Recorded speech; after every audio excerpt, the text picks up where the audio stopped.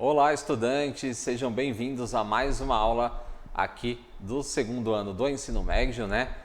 Com o componente as narrativas históricas e a sua produção material e imaterial. Eu sou o professor Kleber.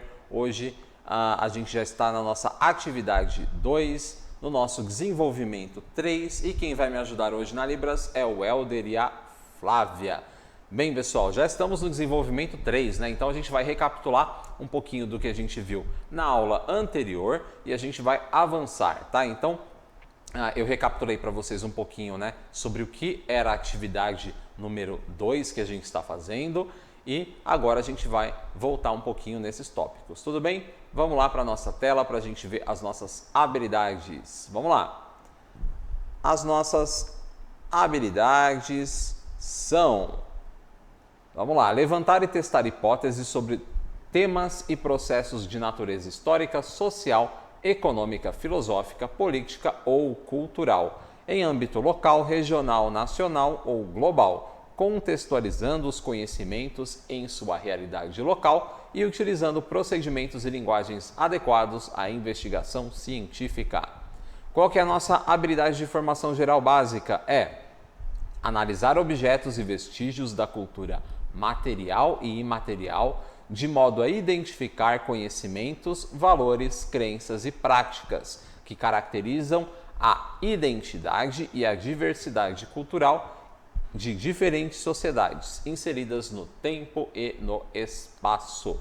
Quais são os nossos objetos de conhecimento? A herança cultural e a valorização da memória e do patrimônio histórico, cultural, material e imaterial, da diversidade cultural e suas dimensões. Qual que é a nossa estratégia?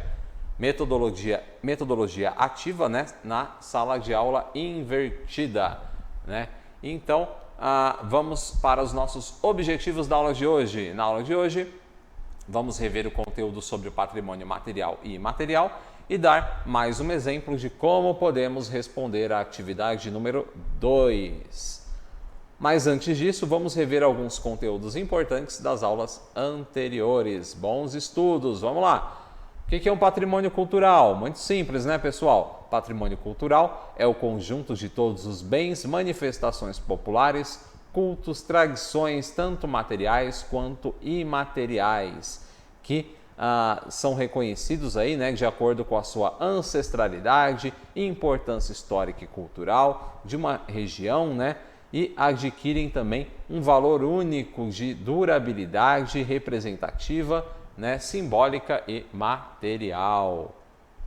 Vamos avançar mais um pouquinho e agora que retomamos aí, né, essa questão, vamos responder uma pergunta. O que é o IPHAN que a gente estudou na aula passada? Então, o IPHAN é o Instituto do Patrimônio Histórico e Artístico Nacional.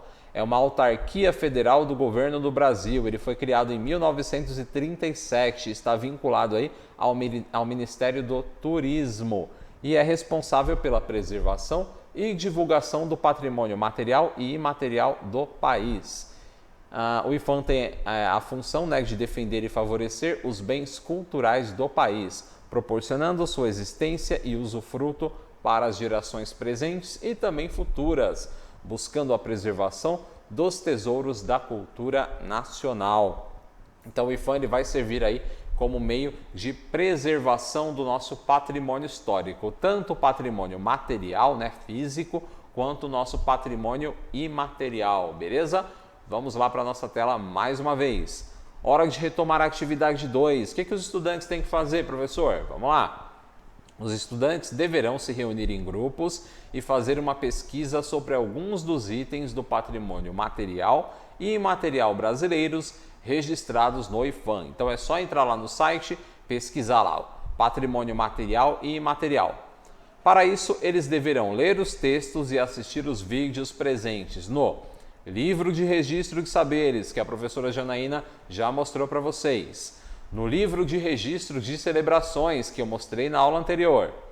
No livro de registro de formas de expressão e no livro de registro dos lugares, que a gente já vai trabalhar.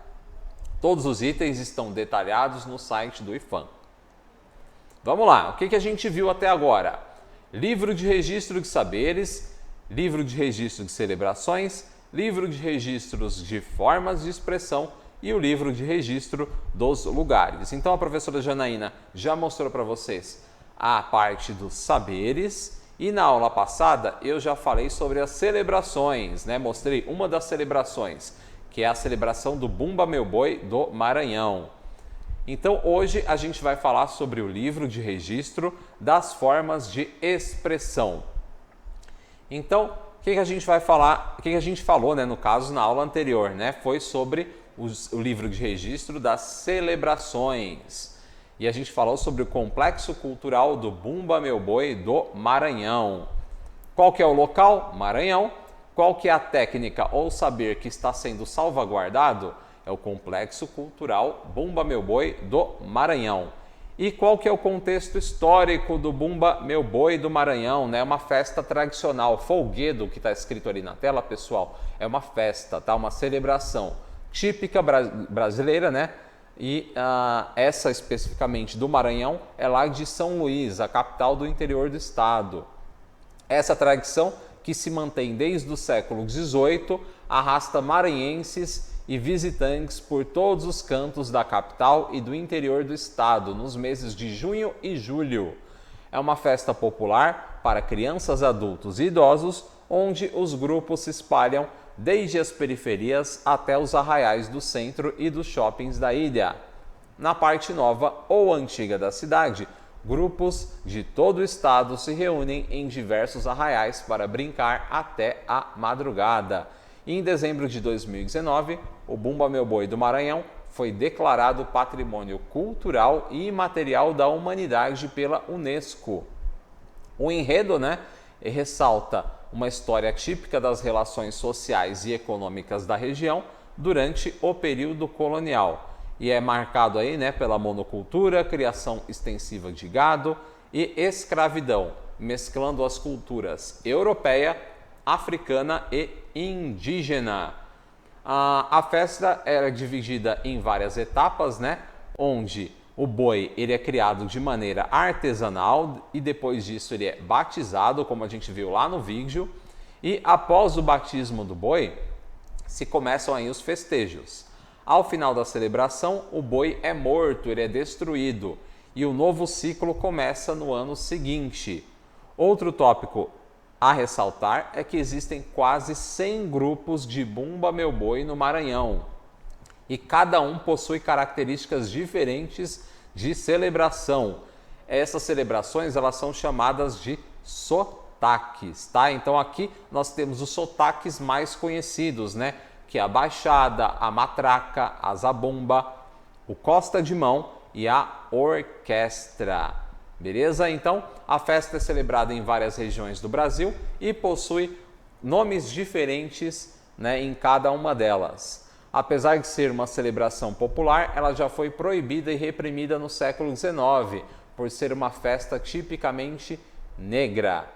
Os festejos são realizados em conjunto, né, com as festas juninas e por ser uma festa realizada por múltiplas culturas, podemos ter celebrações que vão desde homenagens aos santos católicos até festejos de colheita realizados pelos indígenas, além de adoração de divindades africanas. Então pode voltar para mim.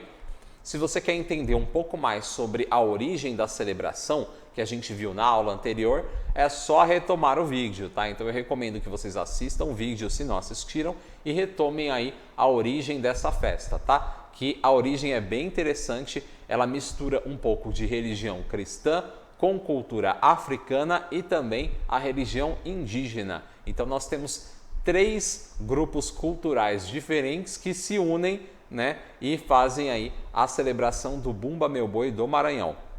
Então a origem da história, né, como é que surgiu, né, essa celebração, vocês vão ver lá na aula anterior, é só retomar os nossos vídeos, tá? E hoje a gente vai falar sobre o registro de formas de expressão. Vamos dar uma olhada na tela, vamos ver que forma de expressão a gente vai aprender hoje, né? Então, lá no nosso registro, nós temos várias formas de expressão, tá? Olha só o tanto de formas de expressão que vocês podem pesquisar, tá? Nós temos o samba de roda, nós temos o tambor de crioula do Maranhão, nós temos matrizes do samba do Rio de Janeiro, nós temos roda de capoeira, nós temos o toque dos sinos em Minas Gerais. Vamos avançar aqui, nós temos o carimbó, por exemplo, o maracatu de baque solto, nós temos aqui o cavalo marinho, que é o que a gente vai falar hoje, tá? Sobre a celebração aí do cavalo marinho, tá? E depois de escolher aí as celebrações que vocês vão pesquisar, é só dar uma olhadinha no site do IFAM, tá? Entra lá nesse link que está no material, entra lá no site do IFAM, coloca lá livro de registro das formas de expressão. Aí a gente vai ver várias dessas formas e hoje a gente vai falar sobre uma delas, tá? Vamos dar um exemplo de resposta usando aí um desses itens. Qual que é o item? É a forma de expressão do cavalo marinho, tá? A gente vai entender um pouquinho sobre que forma de expressão é essa e a gente vai ver isso através aí, a gente vai aprender esse conteúdo através de um vídeo que o pessoal da produção vai colocar agorinha na nossa tela. Então vamos ver o vídeo e entender um pouco sobre o que é o cavalo marinho. Vamos lá!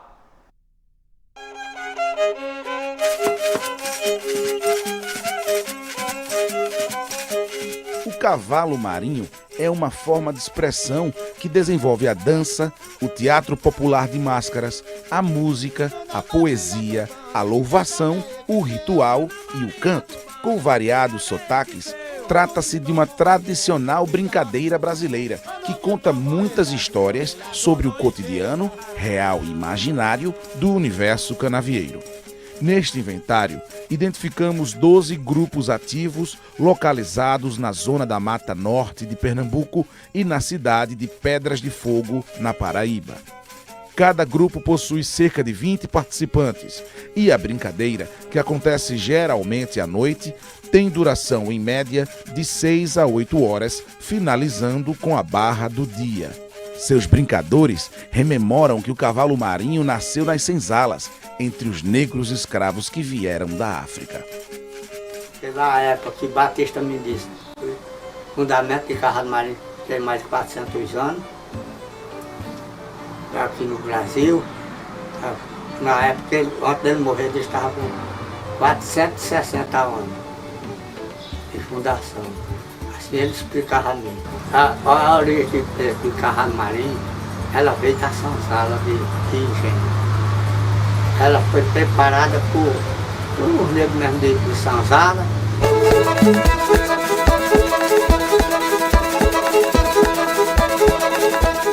A música do cavalo marinho tem como base o canto, chamado de toada, e duas formações instrumentais: a rabeca, o pandeiro, a bage ou o reco e o ganzá, ou o bombo, o ganzá e a rabeca. Este conjunto de músicos denomina-se banco. Seu nome deriva do banco longo de madeira, sem encosto, onde os músicos se posicionam ao iniciar a brincadeira. No banco, a rebeca ou rabeca, além das vozes, é o instrumento melódico no cavalo marinho.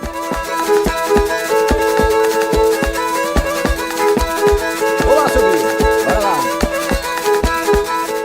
Você observa na beira do canavial, quando a palha da cana está brigando, você vê quando o vento dá aquele som da palha da cana, bem parecido com o som do rabeca. Aquele ronco do vento, né?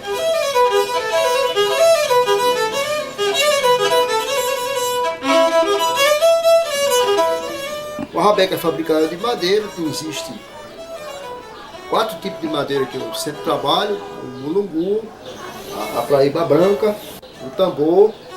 Às vezes eu faço uma de cadeiro quando aparece. E também eu gosto muito de fabricar uma rabeca feita de imbaúba.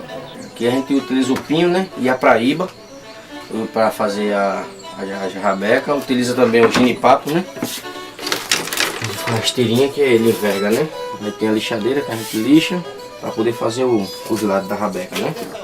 Aqui foi o fechamento, aqui é o módulo, né. De máquina que a gente usa a lixadeira, tico-tico e furadeira, né. Eu utilizo um alicate, uma faquinha também, né. Essa faquinha aqui, né, dá os retoquezinhos. esse acabamento, né? A madeira não pode ser uma madeira fina demais, também grossa demais, não pode. Isso aqui é feito na mão até chegar na posição do madeira. E aqui é onde a gente começa a rabeca que sai prontinha para tocar.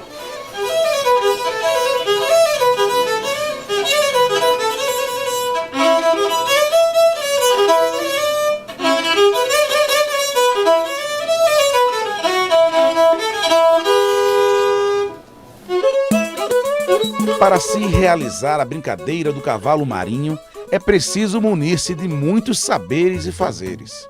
Brincadores, mestres e pessoas da comunidade produzem tudo o que ali se presencia, desde os artefatos e roupas até os instrumentos musicais. Tudo feito para o cavalo marinho acontecer.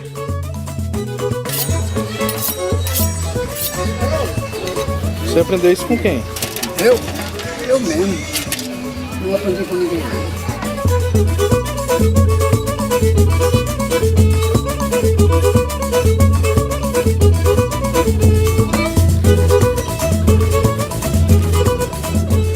Aqui no lenha, velho. Lá na lavareda, viu? Aí porque eu boto muita lenha, fica meio que tem uma fogueira, bem alta. Aí o fogo aqui fica aqui, aí, tá vendo? O senhor tá vendo o fogo aí, aí? Aí daí, ó, esse fogo aí, essa quintura desse fogo aí, é que tá no papel, né?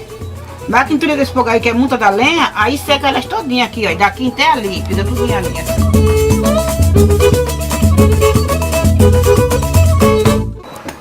Quando ele chega, ele sai da toda, aí o banco canta. Hoje já vem o cão, hoje já vem o cão pra pegar Sebastião. Aí ele sai de lá com um negócio de fogo lá pra fora. Bota um batu-pega aqui e bota uma tocha de pano aqui e outra aqui. E aqui é um cabaço. Aí assoda aquele negócio de fogo. Aí ele vai. Oxe, corre muita gente.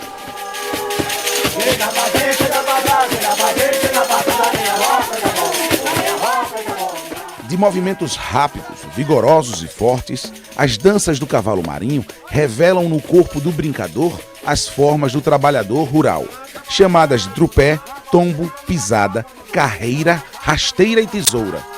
O brincador se posiciona com a base baixa, os joelhos flexionados e o agrupamento de energia no centro do corpo. A dança se faz em conexão com a terra e, ao mesmo tempo, de forma leve e ágil. Praticam a dança do magui, ou também chamado de mergulhão, a dança dos arcos, a dança do São Gonçalo, o baile das baianas e a dança de cada figura.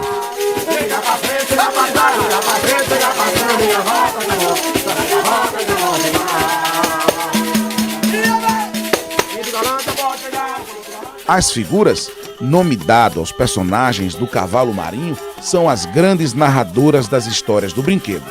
Inspiradas no cotidiano dos brincadores, elas trazem para a cena o universo canavieiro.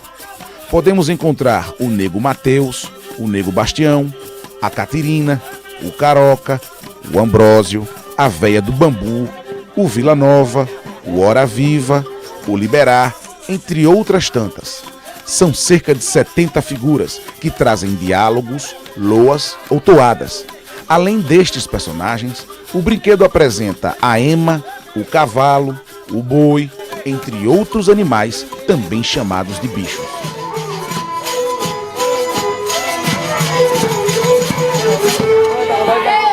Estrela é aquela que alumeia lá no mar, que alumeia lá no mar. É o rei dos anéis, e nós viemos festejar, e nós viemos festejar. A religiosidade no cavalo marinho está presente de duas maneiras. Uma cristã, numa festa que louva o divino Santo Rei do Oriente, e outra na espiritualidade do culto da Jurema Sagrada. O momento da estrela, realizado em todos os brinquedos, simboliza a presença de Jesus Cristo na celebração do ciclo natalino, período tradicional de realização do cavalo marinho. As figuras do caboclo de Arubá e do caboclo de pena, praticadas em alguns grupos, trazem para o terreiro a Umbanda. Eu comecei no Caboclo Querubá desde eu com mais ou menos com 17 para 18 anos, foi quando eu comecei em Caboclo Querubá. Aí muita gente pergunta por quê, como é que eu faço que não me prejudique. Eu já tirei, eu vou tirar. A chuva já caiu e daqui fiquei sambando. A gente não tem aquele espírito como que seja uma coisa assim que a gente esteja vendo, esteja sabendo o que a gente vai fazer. Mas a gente sabe que vai fazer.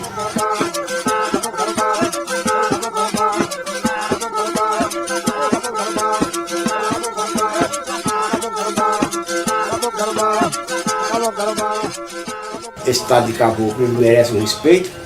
Então é isso que eu digo, que sempre eu tenho dito, até através de oficinas. Olha, o caboclo, muita gente pergunta como é, mas a gente não pode explicar como é que a gente faz. A gente não pode explicar. A gente não pode dizer, porque o caboclo que disse, abrir a boca dele e disse assim, não, mas o caboclo é assim, então a gente não sabe. E agora sim, voltando, vocês perceberam aí como essa celebração ela é rica, né, de informações. A gente tem a mistura de várias culturas diferentes e acho que um dos aspectos aí mais interessantes que eu percebi ali foi aquela bexiga feita de couro. Eu nunca tinha visto uma bexiga feita daquela maneira, tá? E se vocês assistiram a aula anterior, vocês vão perceber que alguns personagens que aparecem na história do Bumba Meu Boi do Maranhão aparecem também nessa história, né, na origem aí também e na contação, né, dessas histórias da celebração do cavalo marinho, tá? Então vamos dar uma olhadinha lá na nossa tela para a gente fechar os nossos conteúdos. Vamos lá. Livro de registro aí das formas de expressão. Qual que é a forma de expressão que a gente vai trabalhar? É o cavalo marinho. Qual que é o local, né, onde acontece o folguedo, né, que é a celebração? Acontece na Paraíba e também em Pernambuco. Qual que é a técnica, né, que está sendo guardada, né? É as danças, né, e a celebração dessa festividade natalina, né, que ocorre aí lá na Paraíba e em Pernambuco, né? E qual que é o contexto histórico? Vamos lá. Eu separei um texto para vocês, mas a gente vai trabalhar ele melhor na próxima aula, tá? Porque o nosso tempo ele é limitado, então eu só vou ler alguns pedacinhos, tá? Então, o cavalo marinho é um folguedo, né? Uma celebração cênica brasileira típica dos estados da Paraíba e de Pernambuco, tá? E o alto, né, integra aí o ciclo de festejos natalinos e o término dele, né, se dá com o Dia dos Santos Reis, né? E então a gente tem a homenagem aí aos Reis Magos, tá? E as apresentações se processam ao som da orquestra, conhecido como banco.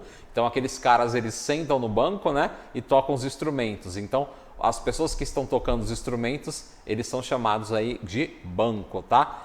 E que tem vários instrumentos, e essa festividade, né, ela possui aí 76 personagens, né, que são divididos em várias categorias, tá? O espetáculo é narrado aí através da linguagem falada, da declamação, no caso de loas e toadas, e como são conhecidas aí as estrofes poéticas que integram o enredo. E os personagens, de modo geral, interagem com o público presente, sobretudo Mateus e Bastião, que a gente vai ver agorinha quem são esses caras, tá? Vamos nos aprofundar. Vamos lá. Então nós temos mais de 70 personagens nessa festividade. Vamos destacar alguns deles, tá? O Capitão Marinho, o Bastião e o Mateus, os galantes e as damas e o caboclo juremeiro, tá? Então vamos entender aí por que aparece essas pessoas nessa historinha ali que eles estavam dançando e celebrando. Vamos lá, qual que é o enredo dessa história? O enredo, ele gira em torno de uma festa que será dada pelo Capitão Marinho, em homenagem aos Santos Reis do Oriente, que é os 3 reis magos que vieram dar presentes para Jesus Cristo lá quando ele nasceu. Então, o Capitão Marinho, ele resolve fazer uma festa para os Santos Reis.